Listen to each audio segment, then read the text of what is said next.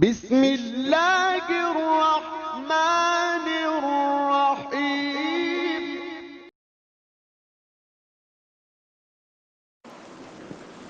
بسم اللہ الرحمن الرحیم۔ سوال کیا گیا ہے کیا کسی غیر مسلم کو شہید لکھ سکتے ہیں؟ دیکھیے، شہادت کا درجہ بہت بڑا ہے اور اس کے بہت سارے فضائل و مناقب ہیں۔ متفرق احادیث میں اللہ کے نبی صلی اللہ علیہ وسلم نے کچھ مخصوص لوگوں کو شہید قرار دیا ہے۔ ان میں سے ایک وہ جو اللہ کے راستے میں لڑتے ہوئے قتل ہو جائے۔ اسی طرح اللہ کے راستے میں وفات پانے والا بھی شہید کہلاتا ہے۔ اسی طرح پیٹ کی بیماری میں مرنے والا، ڈوب کر مرنے والا بھی شہید کہلاتا ہے۔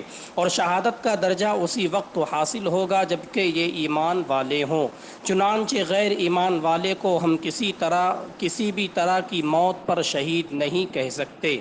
تفصیل کے لیے دیکھیے بخاری شریف حدیث نمبر 5733، مسلم شریف حدیث نمبر 1915، نسائی شریف حدیث نمبر 3163۔